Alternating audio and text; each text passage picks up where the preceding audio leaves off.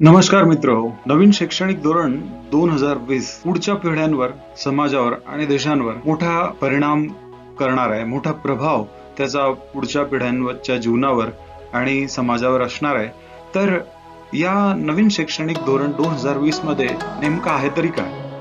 आपण बघूया या नवीन शैक्षणिक धोरण 2020 चे मुख्य तत्व, मुख्य मुद्दे. नवीन शैक्षणिक धोरण 2020 ची मुख्य तत्व. शालेय शिक्षणाचा स्तर हा उच्च शिक्षणाच्या स्तरापर्यंत वाढवला. नवीन शैक्षणिक धोरणामध्ये शिक्षक केंद्रितता, विद्यार्थी केंद्रितता याच्यावर जोर दिलेला आहे. त्याचप्रमाणे शिक्षकांना समाजातील दर्जा पुन्हा प्राप्त करून देण्यावरती याच्यामध्ये जोर असणार आहे. पूर्व प्राथमिक आणि प्राथमिक शिक्षण जास्त चांगलं व्हावं यासाठी विशेष प्रयत्न नवीन शैक्षणिक धोरणात केले जाणार आहे. शैक्षणिक धोरणामध्ये 5+3+3+4 अशा प्रकारची नवीन रचना करण्यात आलेली आहे. 5 म्हणजे नर्सरी पासून ते 2री पर्यंत आणि पुढचे 3 म्हणजे 3री ते 5वी, त्यानंतर 6वी ते 8वी, त्यानंतर 9वी ते 12वी अशा प्रकारे रचना असणार आहे. 6वी ते 8वी या शिक्षण कालामध्ये व्होकेशनल शिक्षण, कौशल्य शिक्षणावर विशेष भर देण्यात येणार आहे. कोडिंग सारख्या गोष्टी विद्यार्थ्यांना 6वी ते 8वी या काळामध्ये शिकवण्यात येणार आहे. त्याचप्रमाणे विविध प्रकारची कौशल्य त्यांना या काळामध्ये शिकवली जातील. व्होकेशनल आणि अकॅडमिक अशा प्रकारचा भेद सुद्धा राहणार नाहीये. तर व्होकेशनल एज्युकेशन जे आहे ते व्यावसायिक शिक्षण हे आपल्या नियमित शिक्षणाचाच भाग बनणार आहे. त्याचप्रमाणे करिक्युलम आणि को करिक्युलम हा सुद्धा भेद राहणार नाही. तर क्रीडा आणि कला यांचा समावेश मुख्य अभ्यासक्रमातच असणार आहे. फक्त करिक्युलम ही एकच गोष्ट असेल. विषयांमध्ये भेद असणार नाही, स्ट्रीम असणार नाही. जसं आपण म्हणतो आर्ट्स, कॉमर्स, सायन्स हा भेद अस्तित्वात नसणार. एखादा सायन्सचा विद्यार्थी त्याला एखादा आर्ट्सचा विषय घेण्याची इच्छा आहे तर घेऊ शकेल. एखादा कॉमर्सचा विद्यार्थी त्याला एखादा सायन्सचा विषय घेण्याची इच्छा आहे तर तो घेऊ शकेल. नवीन शैक्षणिक धोरणामध्ये शिक्षकांचं सबलीकरण करण्यात आलेलं आहे. त्याचप्रमाणे हितसंबंधांसाठी होणारे जे संघर्ष आहे त्यांच्या निर्मूलनावर जोर देण्यात आलेला आहे. आपल्याला जो विषय आवडतो तो विषय विद्यार्थी घेऊ शकणार आहे. नवीन शैक्षणिक धोरणामध्ये शैक्षणिक संकुलांची, शाळांच्या संकुलांचा प्रस्ताव ठेवण्यात आलेला आहे, ज्यामध्ये अनेक शाळा एकत्र येऊन कॉम्प्लेक्स बनेल, संकुल बनेल आणि त्या संकुलामध्ये ज्या सुविधा आहेत त्या सुविधांचा लाभ सर्व शाळा घेऊ शकतील. त्याचप्रमाणे नवीन शैक्षणिक धोरणामध्ये सर्वसमावेशकता आहे. समाजातील सर्व स्तरातील विद्यार्थी शिक्षण घेऊ शकतील. गरीब, श्रीमंत, सर्व जाती धर्माचे. त्याचप्रमाणे एबल, डिसेबल आणि सर्वच महत्वाचा आणखीन एक मुद्दा म्हणजे नवीन शैक्षणिक धोरणामध्ये विश्वासावर जास्त भर दिलेला आहे. ट्रस्टवर आधारित अशा प्रकारचं हे शैक्षणिक धोरण आहे. नवीन शैक्षणिक धोरणाचे हेतू व उद्देश जबाबदार नागरिक निर्माण करण्याच्या व्यतिरिक्त समाजातील सर्व वर्गातील, सर्व आर्थिक स्तरातील विद्यार्थ्यांना शिक्षण देणं, विद्यार्थ्यांना 21व्या शतकामध्ये आवश्यक ती कौशल्य अवगत करवणं, सर्वांगीण शिक्षण.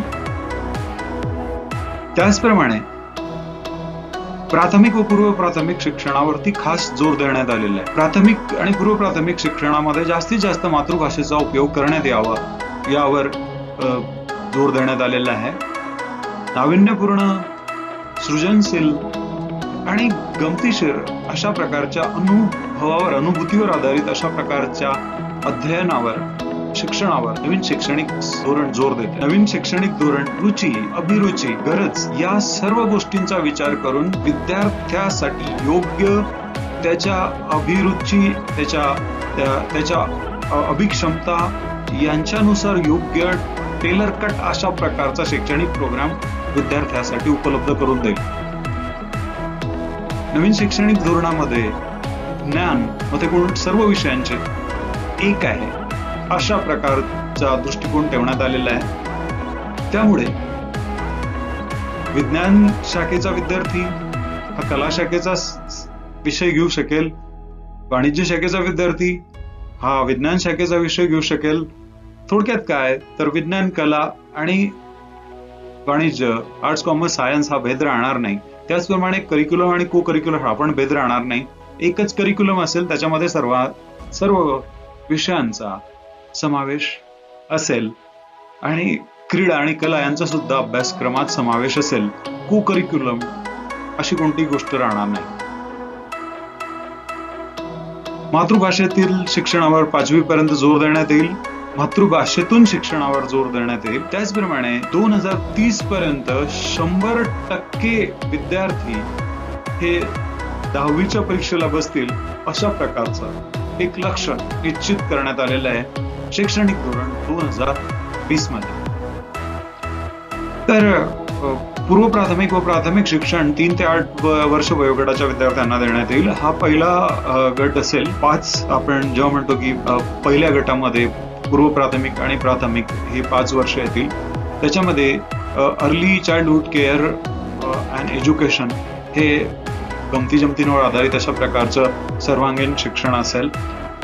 National curricula and pedagogical framework for early childhood care याच्यासाठी जे आहे एक वेगळ्या प्रकारचा जो अभ्यासक्रम आहे हा डेव्हलप करेल, विकसित करेल.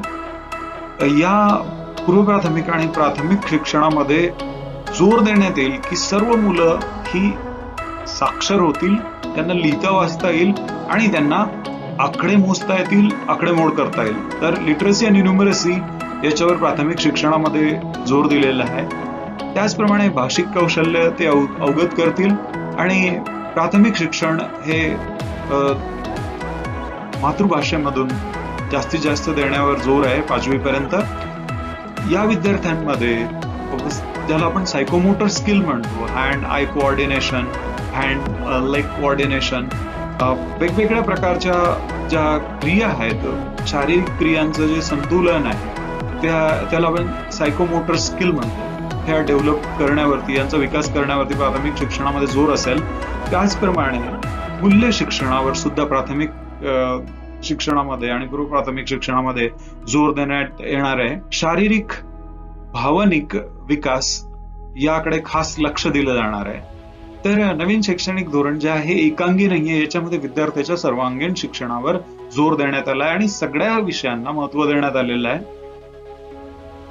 मातृभाषा जसं मी तुम्हाला सांगितलं, जितकी शक्य आहे तितकी मातृभाषा माध्यम म्हणून वापरली जाईल. दुसरी भाषा शिकवण्यासाठी सुद्धा मातृभाषेचा उपयोग करण्यात येईल, जास्तीत जास्त उपयोग करण्यात येईल. त्याचप्रमाणे शालेय शिक्षण जे आहे त्याला उच्च शिक्षणाशी सुसंगत आणि एकत्रित करण्यात येणार आहे. त्याचप्रमाणे शालेय शिक्षणाचा जो स्तर आहे तो उच्च शिक्षणाच्या स्तरापर्यंत नेण्याचा उल्लेख याच्यामध्ये करण्यात आलेला आहे. त्यामुळे शिक्षकांचा शैक्षणिक दर्जा जो आहे, शिक्षकांचा जो स्तर आहे तो सुद्धा आपोआपच उंचावेल, त्यांची गुणवत्ता ही आपोआपच उंचावेल असं अपेक्षित आहे. नवीन शैक्षणिक धोरण जे आहे ते शिक्षक केंद्रित आहे. शिक्षक त्याचा केंद्रबिंदू असणार आहे नवीन शैक्षणिक धोरणाचा, नवीन शैक्षणिक पद्धतीचा.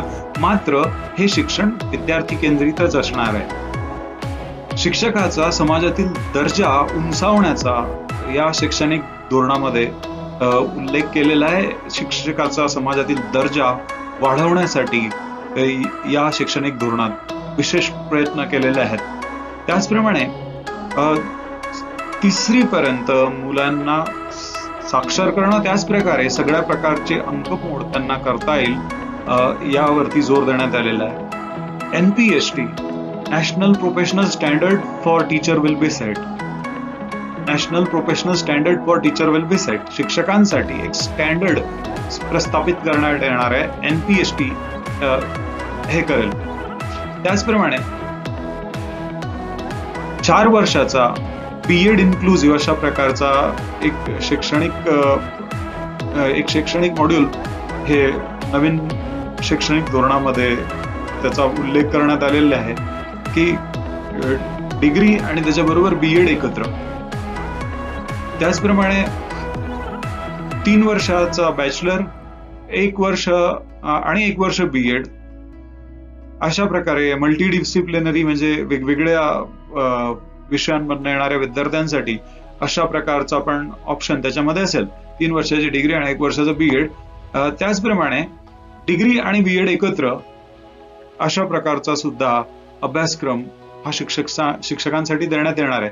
त्याचप्रमाणे सर्व शिक्षकांना, मग तो प्राथमिकचा असेल, माध्यमिकचा असेल की उच्च माध्यमिकचा असेल, सर्वांसाठी टीचर्स इलिजिबिलिटी टेस्ट ही सक्तीची करण्यात येणार आहे, असा उल्लेख, अशा प्रकारची प्रोव्हिजन या नवीन अभ्यासक्रमामध्ये करण्यात आलेली आहे. नवीन शैक्षणिक धोरणामध्ये विशेष जोर देण्यात आलेला आहे संशोधन आणि प्रशिक्षणावर, रिसर्च अँड ट्रेनिंग. या शैक्षणिक धोरणामध्ये मूल्य, समाज, देश आणि मानवता यांच्यासाठी आवश्यक ती मूल्य, जगण्यासाठी आवश्यक ती कौशल्य आणि क्षमता, ज्ञान हे विद्यार्थ्याला मिळावं, यांचा विकास व्हावा, असा या शैक्षणिक धोरणात प्रयत्न करण्यात आलेला आहे. 21व्या शतकामध्ये आवश्यक असणारी जी कौशल्य आहे, ज्यामध्ये वस्तुस्थितीचा विश्लेषण करून विचार करणं, त्याचप्रमाणे समस्या निवारण करणं, त्याचप्रमाणे सांघिक कार्य करण्याची क्षमता, सांघिक कार्य आणि संभाषण कौशल्य आणि तंत्रज्ञान, आधुनिक तंत्रज्ञान कौशल्य अवगत करणं, या सर्व गोष्टींचा नवीन शैक्षणिक धोरणामध्ये विशेष उल्लेख करण्यात आलेला आहे व त्यावर विशेष जोर देण्यात आलेला आहे. सर्व ज्ञान हे एक आहे, सर्व विषयांचे ज्ञान हे एक आहे, एकत्रित आहे, या संकल्पनेवर आधारित नवीन शैक्षणिक धोरण आहे. यामध्ये कला शाखेचे विषय, विज्ञान शाखेचे विषय आणि वाणिज्य शाखेचे विषय याच्यामध्ये खूप अशा प्रकारचा फरक करण्यात आलेला नाहीये.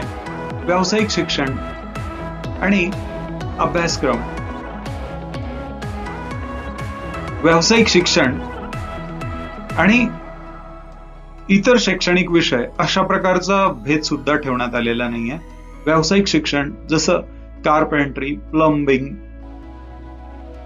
म्युझिक, मेकॅनिकल वर्क, हे जे व्यावसायिक कौशल्य आहेत, यांना शैक्षणिक अभ्यासक्रमाचाच एक भाग बनवण्यात आलेला आहे. व्यावसायिक शिक्षण हे वेगळं ठेवण्यात आलेलं नाहीये. हा अशा प्रकारचा जो एकत्रित जो अभ्यासक्रम आहे, इंटिग्रेटेड करिक्युलम आहे, तो NCFSE विकसित करणार आहे.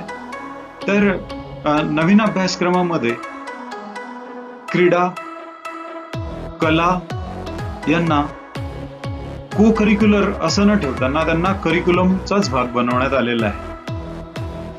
विद्यार्थी आपला अभ्यासक्रम, आपला करिक्युलम स्वतः ठरवतील. त्यांना जर फिजिक्स घ्यायचं आहे, बायोलॉजी घ्यायचं आहे आणि बायोलॉजीच्या जोडीला जर त्यांना सायकोलॉजी घ्यायचं आहे तर ते घेऊ शकतात. त्यांना जर सायकोलॉजीच्या जोडीला बिझनेस स्टडी घ्यायचा आहे तर ते घेऊ शकतात. त्यांना जर केमिस्ट्रीच्या जोडीला अकाउंटन्सी घ्यायचं आहे तर ते घेऊ शकतात. आपले विषय, आपला अभ्यासक्रम ते स्वतः टेलर करतील, स्वतः बनवतील, स्वतः ठरवतील. अशा प्रकारचं स्वातंत्र्य हे नवीन शैक्षणिक धोरणामध्ये विद्यार्थ्याला देण्यात आलेलं आहे. त्याच्यामुळे त्याच्यामध्ये ज्या रुची, अभिरुची, अभिक्षमता आहे, त्यांचा पूर्ण विकास करण्याला त्याला संधी मिळणार आहे. मार्क मिळवण्यासाठी, गुण मिळवण्यासाठी परीक्षा, अशा प्रकारचा जो परीक्षांबद्दल दृष्टिकोन आहे तो असणार नाही आहे. नवीन शैक्षणिक धोरणामध्ये परीक्षा आणि मूल्यमापन हे विद्यार्थी किती शिकला हे तपासून पाहण्यासाठी असणार आहेत. हे लर्निंग आउटकम विद्यार्थ्याने किती साध्य केले हे बघण्यासाठी परीक्षा असणार आहे. त्याचप्रमाणे performance assessment, review and analysis of knowledge ही जी टेस्ट आहे, ही national assessment centre on school education develop करेल. अध्ययनासाठी परीक्षा, परीक्षेचा उद्देश अध्ययन हाच असेल. त्याचप्रमाणे परीक्षेचा दुसरा उद्देश असेल की जे अध्ययन, अध्यापन झालेलं आहे त्याच्यातून नेमकं काय साध्य झालं आहे हे तपासून पाहणं. गुण मिळवण्यासाठी परीक्षा, हा गुण मिळवण्यासाठी मूल्यमापन हा परीक्षांचा उद्देश नवीन शैक्षणिक धोरणामध्ये नाहीये. शैक्षणिक संकुलांची निर्मितीचा उल्लेख या नवीन शैक्षणिक धोरण 2020 मध्ये आहे. यामध्ये एका भौगोलिक परिसरातील अनेक शाळांना एकत्र आणून त्यांच्याकडे जे वेगवेगळ्या प्रकारच्या मूलभूत पायाभूत सुविधा आहेत त्यांचा उपयोग एकमेकांना उपलब्ध करून देणं हा आहे. समजा एका शाळेकडे एक सुविधा उपलब्ध नाहीये, मैदान उपलब्ध नाहीये, दुसऱ्या शाळेकडे ते आहे आणि ज्या काळामध्ये दुसरी शाळा त्याचा लाभ घेत नाहीये त्या काळामध्ये त्या संकुलातील दुसरी शाळा त्या मैदानाचा लाभ घेऊ शकतात. अशा प्रकारे मग ते ग्रंथालय असेल किंवा लॅबोरेटरी असेल किंवा मग मैदान असेल यांचा त्या साऱ्या शाळा मिळून एकत्रित उपयोग करणं याच्यामध्ये अपेक्षित आहे. या संकल्पनेनुसार एक उत्साही शैक्षणिक समाजाची निर्मिती ज्यामध्ये पालक आणि समाजातील विविध घटक हे सहभागी असतील असं अपेक्षित आहे. नवीन शैक्षणिक धोरणामध्ये शिक्षण पद्धतीची पुनर्रचना आणि नियमन केलं गेलेलं आहे. त्यामध्ये आपण पाहिलं की शिक्षकांचं सबलीकरण करण्यात येणार आहे. शिक्षण पद्धतीमध्ये अनावश्यक हस्तक्षेप जो आहे तो कमी करण्यात येणार आहे आणि त्याचप्रमाणे विद्यार्थी केंद्रित अध्ययन असणार आहे, पण शिक्षक हा या शिक्षण पद्धतीचा केंद्रबिंदू असणार आहे. आपण पाहिलं की याच्यामध्ये अर्ली चाइल्डहुड केअर साठी म्हणजे प्री प्रायमरी आणि प्रायमरी साठी NCERT जो आहे करिक्युलम अभ्यासक्रम डेव्हलप करणार आहे, विकसित करणार आहे आणि NCFSE माध्यमिक साठी NCERT अशा प्रकारचा जो करिक्युलम फ्रेमवर्क आहे तो डेव्हलप करणार आहे. नॅशनल प्रोफेशनल स्टँडर्ड हे टीचर्ससाठी सेट करण्यात येणार आहे आणि त्याचप्रमाणे 10वी-12वीच्या ज्या परीक्षा आहेत त्या परीक्षांसाठी सुद्धा बोर्ड एक्झामसाठी एक स्टँडर्ड निश्चित करण्यात येणार आहे आणि कोडिंग सारखे जे कौशल्य आहे ती मुलांना इयत्ता 6वी पासून शिकवण्यात येणार आहेत. NCFSE जे पाठ्यपुस्तक बनवणार आहे माध्यमिक आणि उच्च माध्यमिक शाळांसाठी त्यामध्ये 50% एक्सपोजर जे आहे 50% पाठ्यपुस्तकाचा जो भाग आहे हा व्यावसायिक शिक्षणावर आधारित असेल. HECI the higher education commission of India हे UGC प्रमाणे साधारणतः कार्य करेल. NACSE assessment centre on school education Parakh या performance assessment review analysis of knowledge टेस्टची निर्मिती करेल. त्यानंतर SQAAF school quality assurance and accreditation framework यामध्ये पालक आणि समाजातील घटकांचा समावेश असेल. 10वीत शिकणारा विद्यार्थी जो आहे तो 9वीचा पेपर सुद्धा देऊ शकेल. NIOS जसं मुक्त विद्यापीठ आहे त्या प्रकारे शाळेत न जाताना जी बोर्ड परीक्षा आहे त्या विद्यार्थी NIOS च्या माध्यमातून सुद्धा देऊ शकतील.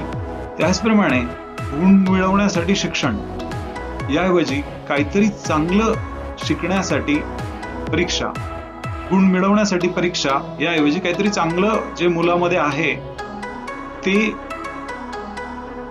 तपासण्यासाठी परीक्षा, काहीतरी नवीन अध्ययन करण्यासाठी परीक्षा, अशा प्रकारे हा परीक्षेचा उद्देश असणार आहे. गुण मिळवणे हा फक्त त्याचा उद्देश नसेल.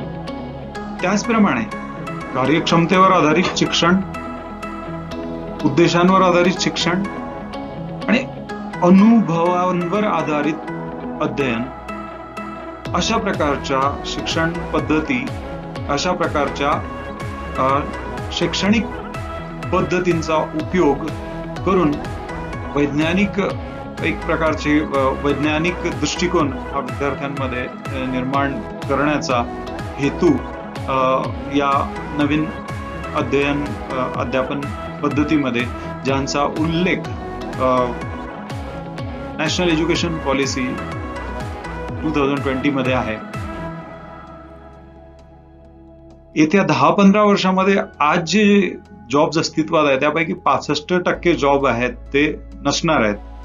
अशा स्थितीमध्ये त्यावेळेला जे नवीन कामं असतील, त्यावेळेला जे नवीन चॅलेंजेस असतील, त्यावेळेला जे नवीन जॉब्स असतील त्या परिस्थितीशी जुळवून घेण्यासाठी जे कौशल्य आणि ज्ञान आवश्यक आहे ते देण्याचा प्रयत्न या नवीन शैक्षणिक पद्धतीमध्ये देण्यात आला आहे. जसं वेब डिझायनिंग, ट्रेंड अनालिसिस, त्यानंतर तंत्रज्ञान, डिजिटल लिटरसी, कोडिंग, ज्या व्यवसायांमध्ये काहीतरी नवीन निर्मिती, सृजनशीलता आहे अशा प्रकारचे व्यवसाय, विविध भाषांचा उपयोग असलेले व्यवसाय, त्याचप्रमाणे ज्या व्यवसायांमध्ये ह्युमन टचची गरज असते, इमर्जन्सी सेवा, अशा प्रकारच्या ज्या सेवा आहे या पुढे सुद्धा अस्तित्वात असणारच आहेत. पण त्या दृष्टीने विद्यार्थ्यांना तयार करण्यासाठी जे तंत्रज्ञान 15-20 वर्षानंतर असणार आहे, जी कौशल्य 15-20 वर्षानंतर लागणार आहेत, ती कौशल्य विद्यार्थ्यांमध्ये विकसित करण्याचा प्रयत्न या शिक्षण पद्धतीमध्ये करण्यात आलेला आहे. सर्वसमावेशकता, समानता आणि गुणवत्ता हे राष्ट्रीय शैक्षणिक धोरण 2020चं महत्वाचं तत्व आहे. आर्थिकदृष्ट्या प्रतिकूल स्थितीमध्ये असलेल्या विद्यार्थ्यांना सुद्धा अध्ययनाची संधी मिळावी, शिक्षणाची संधी मिळावी.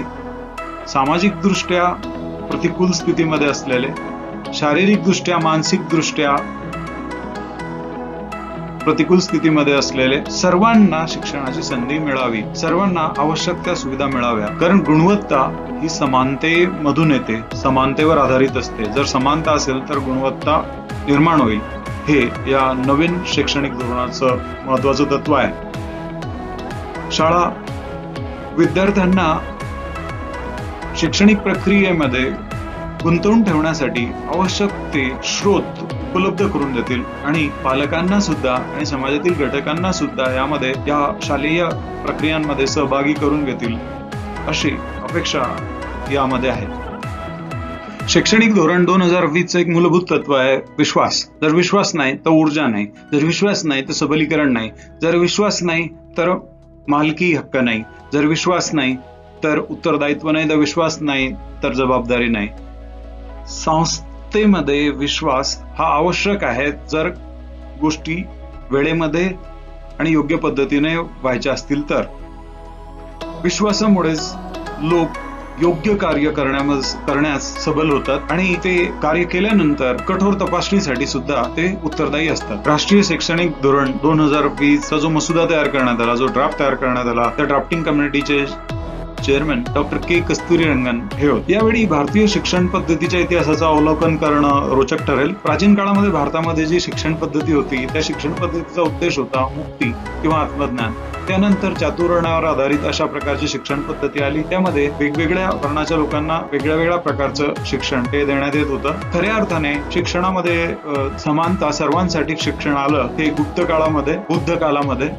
या काळामध्येच चाणक्यासारखा विद्वान सुद्धा होऊन गेला आणि भारतामध्ये नालंदा, तक्षशिला यासारखी विद्यापीठं त्या काळामध्ये निर्माण झाली आणि सर्वांसाठी शिक्षण ही संकल्पना पुढे आली. प्रत्येक काळामध्ये जी शिक्षण पद्धतीची निर्मिती झाली ती त्या काळामध्ये आवश्यक असणाऱ्या व्यावसायिकांच्या आणि नोकरांच्या गरजेनुसार झालेली आहे. कोणत्या प्रकारचे कौशल्य, कोणत्या प्रकारचे व्यावसायिक आवश्यक आहेत आणि त्यासाठी कशा प्रकारची शिक्षण पद्धती पाहिजे, त्या प्रकारची शिक्षण पद्धती त्या काळामध्ये अस्तित्वात आली. आज आपण जर पाहिलं तर भविष्यामध्ये कशा प्रकारचे कार्य असणार आहेत, भविष्यात कशा प्रकारची आव्हानं असणार आहेत आणि त्या आव्हानांचा सामना करण्यासाठी कशा प्रकारची शिक्षण पद्धती असली पाहिजे याचा विचार करून आजची या शिक्षण पद्धतीची निर्मिती करण्यात आलेली आहे. भविष्यकाळामध्ये पाठ्यपुस्तकं ही केवळ संदर्भ ग्रंथ राहतील. पुस्तकांच्या पलीकडे अध्ययन करणं हे आवश्यक आहे.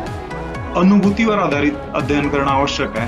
कार्यक्षमतेवर आधारित अध्ययन हे आवश्यक आहे. म्हणूनच नवीन जे शैक्षणिक धोरण आहे त्याच्यामध्ये नवीन नवीन अध्यापनाच्या पद्धती, सृजनशील अशा प्रकारच्या अध्यापनाच्या पद्धती, अतिशय रोचक अशा प्रकारच्या अध्यापनाच्या पद्धती ज्याच्यामध्ये टॉईज, खेळ, कला, क्रीडा यांचाच शिक्षण पद्धती म्हणून उपयोग करण्यात आलेला आहे. स्वतंत्र भारतामध्ये राधाकृष्ण आयोगाची स्थापना 1948 साली झाली.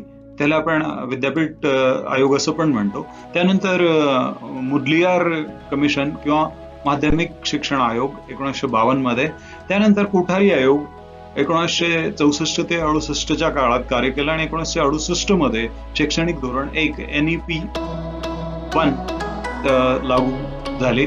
त्यानंतर 1986 मध्ये नॅशनल एज्युकेशन पॉलिसी 2 प्रस्तुत करण्यात आली आणि आता 34 वर्षानंतर जवळपास राष्ट्रीय शैक्षणिक धोरण NEP 2020 हे तिसरं राष्ट्रीय शैक्षणिक धोरण प्रस्तुत करण्यात आलेलं आहे.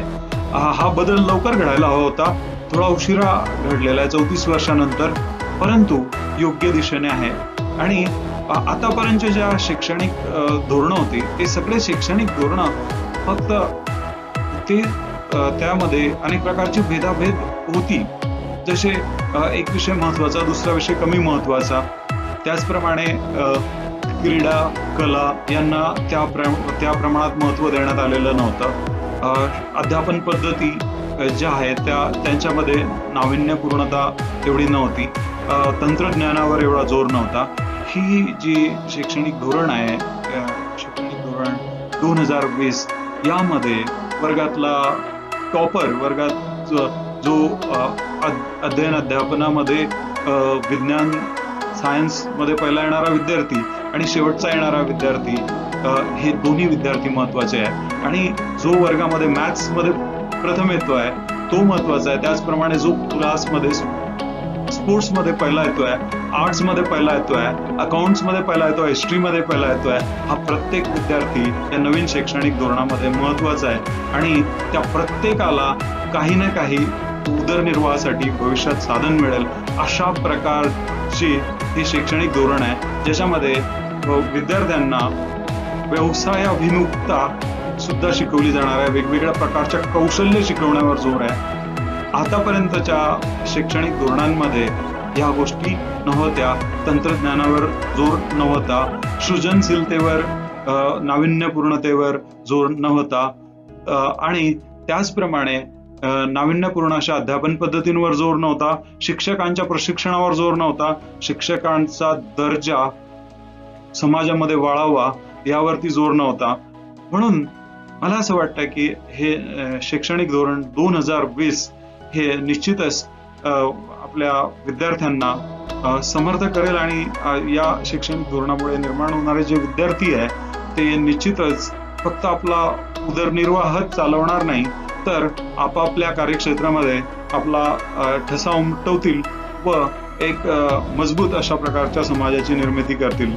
धन्यवाद. जर आपल्याला हा व्हिडिओ आवडला असेल तर लाईक, शेअर आणि सबस्क्राईब करा व पुढील व्हिडिओचे नोटिफिकेशन मिळण्यासाठी वरच्या कोपऱ्यात असलेले बेल बटन दाबा. थँक्यू.